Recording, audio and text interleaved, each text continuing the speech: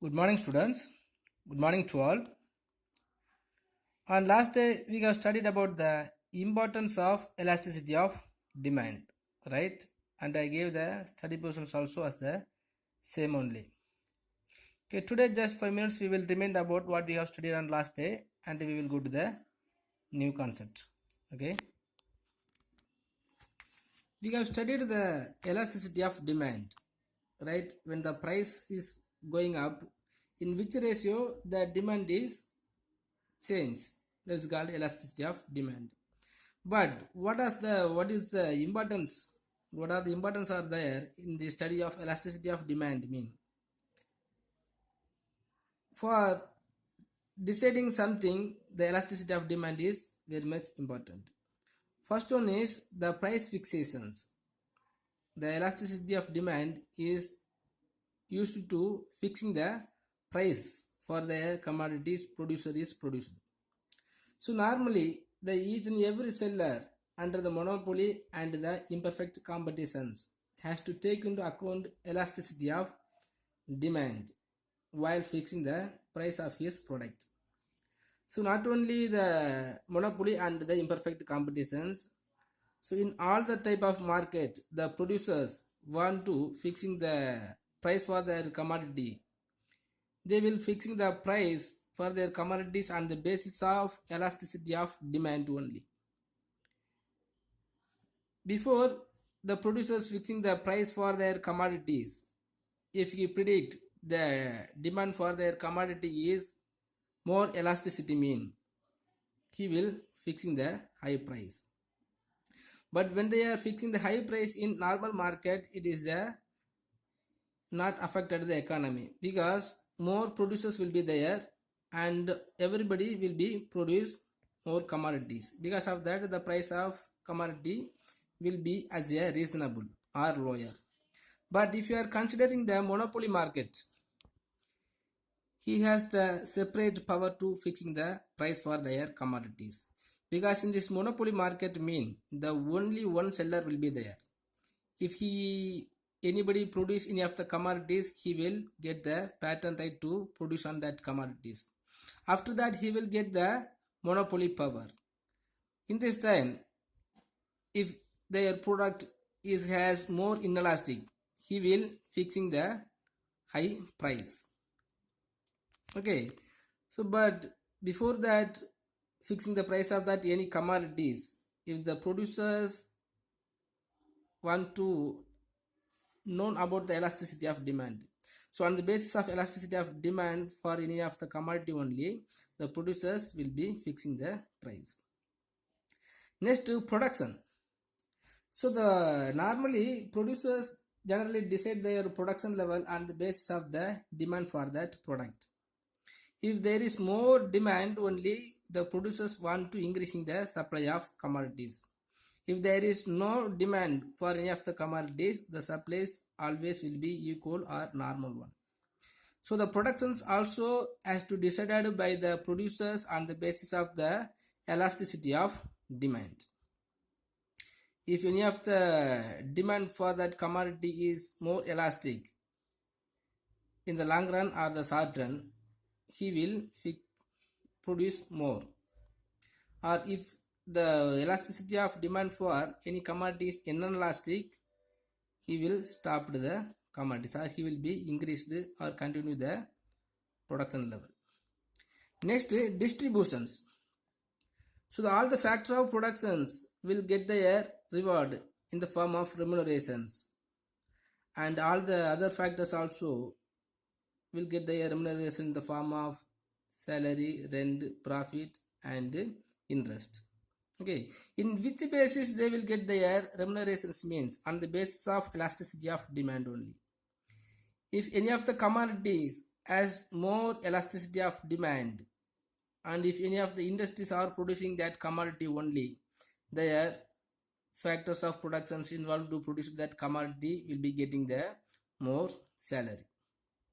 Okay, so like that all the factors of productions will get their reward on the basis of elasticity of demand, because on the basis of elasticity of demand only the producers will increasing the amount of product.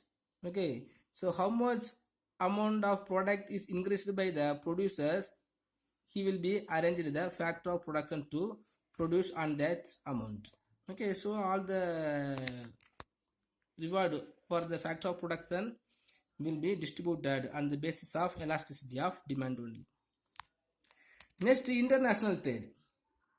The elasticity of demand helps in finding out the terms of trade between two countries. So the terms of trade depends upon the elasticity of demand for the goods on two countries. Sometimes the demand for a commodity in one nation will be more elastic and in another nations will be less elastic. So when and which nation has the more elasticity of the particular commodities, that nations will get more import. So on the basis of that, any of the importing nations or the exporting nations have to produce and export more. So the international trade also will be maintain the balance of trade on the basis of elasticity of demand only. Next, public finance. So elasticity of demand helps to the government in formulating their tax policies. For example, for imposing the tax on a commodity. So normally the government will imposing the new types of tax, or it will be increasing the tax on any of the particular commodities when the commodity has more elastic or inelastic. Okay, suppose if the product has the more demand, mean all the people will need of that commodities, even if the tax amount is included on highly. Without worrying, without considering the tax amount, the public will consume that commodities. By concerning this elasticity of demand for that commodity, the government also will be increasing or will be bringing the new type of the tax on any of the commodities which has more elasticity of demand. Next, nationalization. The concept of elasticity of demand enables the government to decide over nationalization of industries. Some of the product is produced by a particular industries and which has more elasticity of demand, mean the government will begin the industries as a nationalized, because these industries will become as a popularity one, and these industries also have to be protected more from any of the other investment or capital formations. Okay, so before the nationalization of industries, so the government must be considering the elasticity of demand for that product if the product is produced by the industries. So when we are studying the elasticity of demand, some of the importance are there to fixing the price and the fixing the production level and arranging the distributions and maintaining the international trade, and helpful to the government to fixing the tax and became the industries as a nationalized one. Next, the indifference curve analysis. Already we have studied the two type of the analysis in utility approaches are there. One is the cardinal utility approach, another one is ordinal utility approach. On the basis of ordinal utility approach, we can measuring the utility when we are consuming any of the commodities. But the two economists, the F.W. Edgeworth and Wilfred Pareto, the two economists criticized the cardinal utility approach. So on the basis of cardinal utility approach, so we can measuring the elasticity, we can measuring the utility when we are consuming any of the commodities. But they assumed that utility cannot be measured absolutely, but can be compared or ranked or ordered by ordinal numbers such as Roman letter 1, 2, 3 and so on. So the Edgeworth first developed a more scientific approach to the study of consumer behavior. It was known as indifference curve approach in 1881. After that, 1906, Wilfred Pareto modified the Edgeworth approach. So after that, the J.R. Hicks and R.J.D. Allen refined the indifference curve approach in 1934. So later in 1939, J.R. Hicks gave the final shape to this indifference curve analysis in his book. The book name is Value and Capital. So the indifference curve analysis also considered as the scale of preference. This theory is also based on the scale of preference because a rational consumer usually prefers the combinations of good which gives him maximum level of satisfaction. So when we are going to purchasing any of the commodity, not any of the commodity, when we are going to consume any two type of commodities, we want to get the maximum satisfactions with a low price or the reasonable price. So, and the two commodities also give the people as a maximum level of satisfactions. So these combinations may be in any form means in any categories or in any order. For example, if you are going to the market to purchasing the apple and orange, we want to consuming both apple and orange, and when we are consuming that both, we must get the equal level satisfactions. When we are spending the 10 rupees, we must purchasing the two types of the commodities, apple and orange, and within this 10 rupees, when we are purchasing the two commodities, we must get the maximum level of satisfaction on that commodity. So the consumer can arrange goods and their combination in order of their satisfaction. When they are purchasing two commodities, they have to spend some limited amount or the reasonable amount, and from that two commodities they have to get maximum level of satisfaction.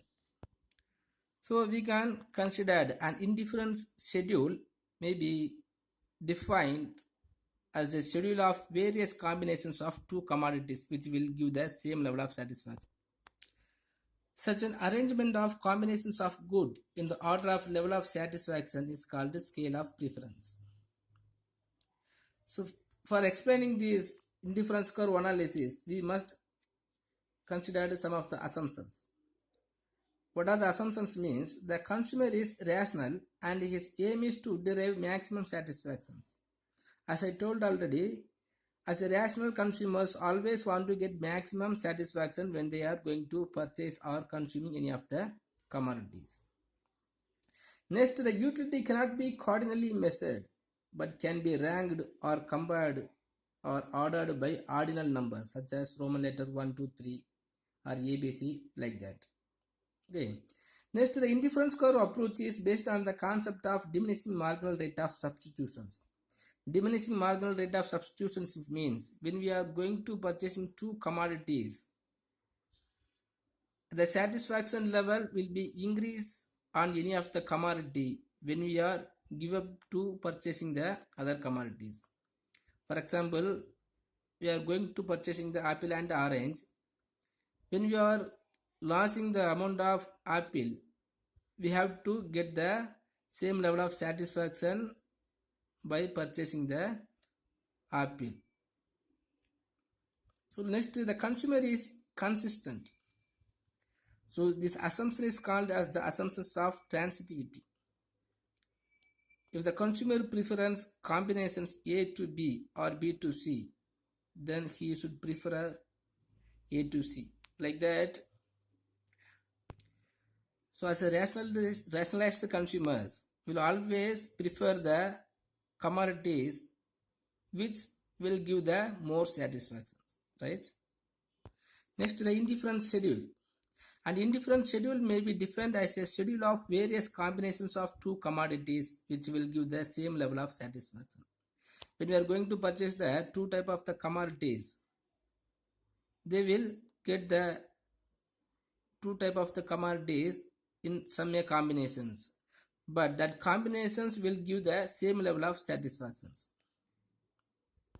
In other words, indifference schedule is a table which shows the different combinations of two goods that gives equal satisfaction to the consumers. So when we are seeing the schedule will show the combinations of two commodities which will give the same level of satisfaction. It's one of the example for the indifference schedule. So in this schedule, the two type of the combinations are mentioned here. In one column, apple is mentioned, and in another columns, the number of oranges are there. Okay, so the 5 combinations or the 5 choices are there. Okay, so in these 5 choices, in any of the choices, when we are choosing any of the choices, we will get the same level of satisfactions. For example, when we are purchasing the 1 kilo apple and the 20 kilo oranges, we will get the same level of satisfactions. Next, otherwise, if you are purchasing the 2 kilo apple and the 15 kilo oranges, we will get the same level of satisfaction. So when we are reducing the apples or increasing the apples from 2 to 3 and reducing the apples from 15 to 12, we will get the same level of satisfaction. By the way, if when we are choosing any of the combinations out of these 5, we will get the same level of satisfactions.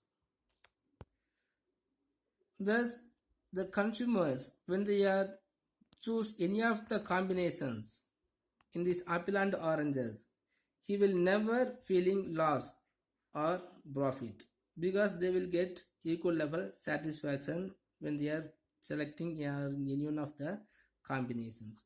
So this schedule may be called as a indifference schedule. Indifference means when they are purchasing without any differentiations, they will get maximum level of satisfactions. When they are choose any of the combinations of this schedule, they will get maximum level of satisfaction without any discriminations, without any difference. That is called the indifference schedule. And next is indifference curve. In this indifference curve also we can easily analyze. This curve is there, the IC curve. The IC curve is the indifference curve. This indifference curve is the lowest point of combinations of two commodities. So in these combinations of two commodities, if the consumers are choosing any of the combinations of two commodities, they will get the maximum level of satisfaction or the same level of satisfaction. So the indifference curve is a lowest point of the combinations of two commodities. So here the orange is mentioned in this y-axis, apple is in this x-axis. Okay. So when they are purchasing the 20 apples and 20 oranges and 1 apple, they will get some of the satisfaction. Okay. And the same satisfaction will get when they are purchasing the 50 unit of orange and the 2 unit of apples. Like that, he will get the same satisfaction when they are purchasing 20 unit of orange and 3 unit of orange. Okay. So the people will have the choices to select any of the combinations. So this point may be considered as A, B, C, D or E. So the peoples can select or choose any of the combinations out of these 5. Even when they are choose any one of the combination in out of the 5, they will get maximum level of satisfaction and the same level of the satisfactions. Okay, for finding out the same level of satisfaction when they are consuming any two type of the commodities, he will get the same level of satisfaction is exposed by the indifference curve. So the indifference curve always will be sloping downwards because of the marginal rate of substitutions, diminishing marginal rate of substitutions. Okay, when they are increasing, when they are increasing the purchase of one commodities, so the apple, another one of the commodities will be decreased, but the satisfaction level will be always same. Okay, students, if you understand, it's good. If you not understand, please ask me. I will repeat at one time. Next, the properties of indifference curve. We have studied the indifference curve. No, but this indifference curve also has some of the properties or some of the characteristics. If the indifference curve are being with the selected or particular properties, only we can consider it is the indifference curve. That time only the curve will be shows the combinations of two commodities which gives the same level of satisfaction. First one of the properties is, so the indifference curve must have negative slope. Just we see the indifference curve must be negative slope. Why the indifference curve negative slope mean? On the basis of diminishing marginal utility and the diminishing marginal substitutional. Diminishing marginal rate of substitutions. I told you no.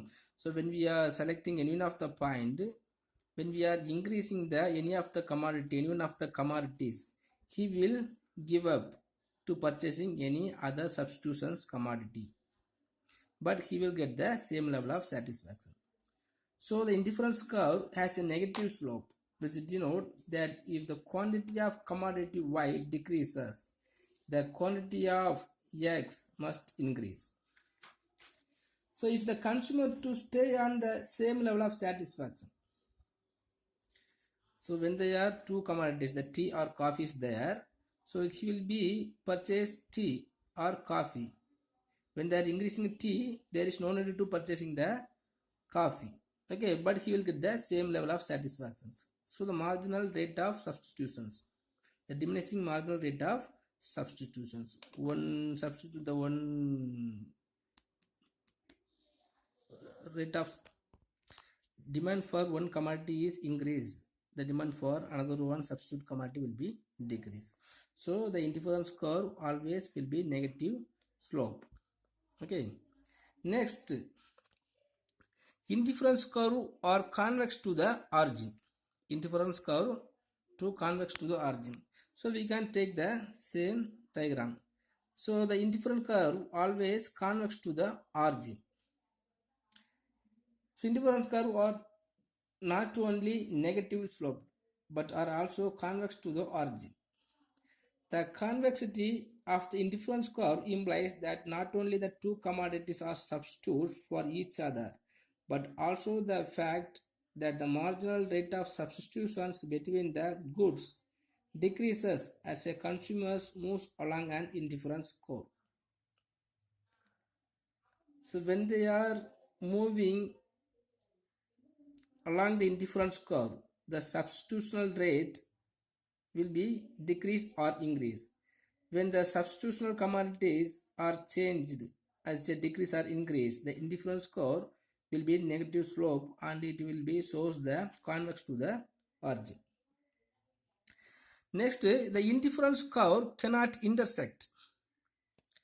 So here the two type of the indifference curves are there, and the two type of the not the two type two indifference curve will not intersect each other. Its meaning is the two indifference will have the different level of the satisfaction, but it is not like that, because every indifference curve will give the same level of satisfactions within the same level of price or income or their budget of the peoples. So the indifference curve will never intersect with each other. Next, indifference curve do not touch the both curve. Here the indifference curves are there. The indifference curves now in this diagram, the indifference curves are touched in both x and y axis. But as a indifference curve will never touch the x and y axis. If the indifference curve touch the x or the y axis, there will not be a marginal rate of substitutions. Okay, so he will never purchasing the x commodity only, the y commodity only. If they are purchasing the any one of the commodities, the indifference curve will not be occurs, because they will not get the maximum level of satisfaction or the same level of satisfactions, because the indifference curve shows the combinations of two commodities when they are purchasing two commodities. Okay, so the indifference curve will never touch the x-axis and the y-axis. Okay, student, the four properties are there in this indifference curve. The indifference curve must be negative slope. Okay, next the indifference curve are convex to the origin. Okay, the inverse in the indifference curve should not convex to the origin, it will be convex to the origin. Next, the indifference curve cannot intersect, so the two indifference curve will never intersect each other. Next, the indifference curve do not touch the both the x-axis and the y-axis. Okay, students, next the price line or the budget line. The demand for a good depends upon the preference for that good and the purchasing power. The preference for that good or the purchasing power of the public only, the demand for a good will be depending. So the preference pattern is represented by the set of indifference curve. So when we are seeing the indifference curve, when we are adapting the indifference curve, it will be shows the preference of the consumers. Preference of the consumers means in which combinations they will select when they are purchasing the commodities. Okay, the purchasing power depends on his money income and the price of that goods. So the purchasing power always will be depending upon the income of the peoples or the price of that commodity. The money income and the price level are represented by the budget line. So the budget line is a downward sloping straight line connecting x-axis and the y-axis follows. Okay, here the AB is the budget line. So it will be connect the y-axis and the x-axis. So it will be connect the both x and y-axis.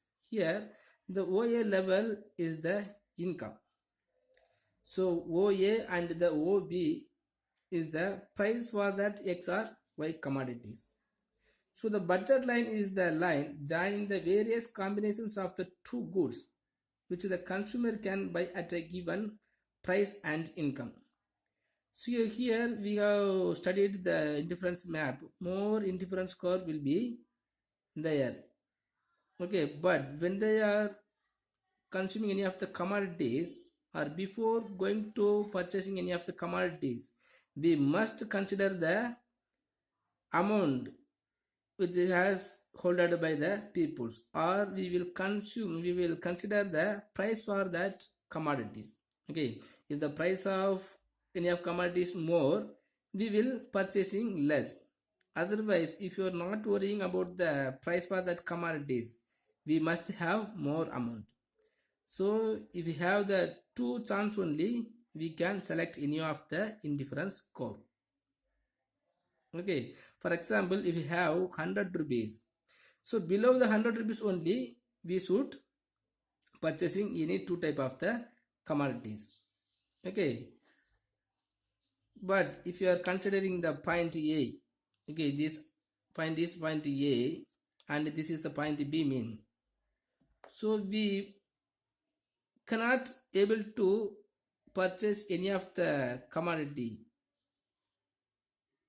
except our amount of income. So if you select the income or inner way of the angle triangle, we will not get the maximum level of satisfaction.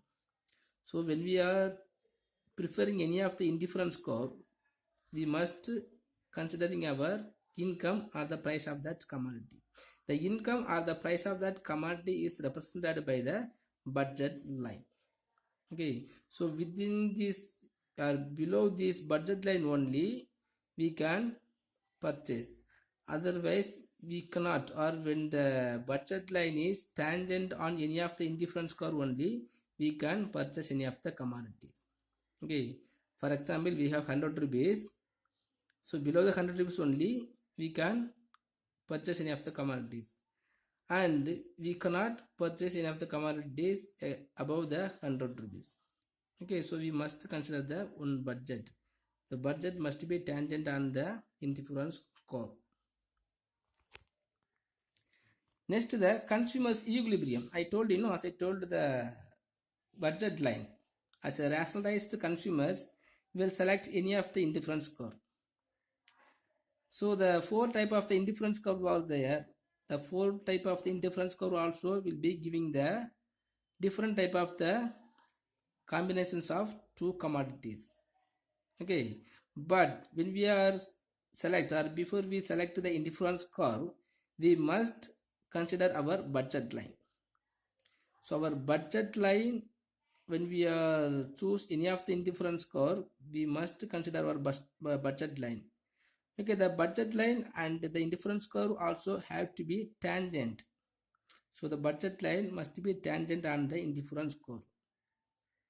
And we have to get the maximum satisfaction. When we are purchasing the tea and the coffee, we will select any one of the indifference curve, because which gives the more or the same level of satisfaction. And before that, we have to considering our budget line. When we are considering our budget line, if you are choose any of the indifference curve and if you are getting the maximum level of satisfactions, so the consumer will be in equilibrium.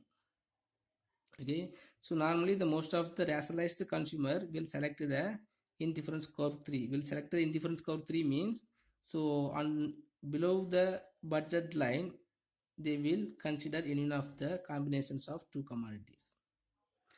Okay, students. So within this chapter, our second lesson also have completed. So if you have any doubt in our second lesson, please ask me, and just to take the properties of indifference curve as your study portions. Thank you.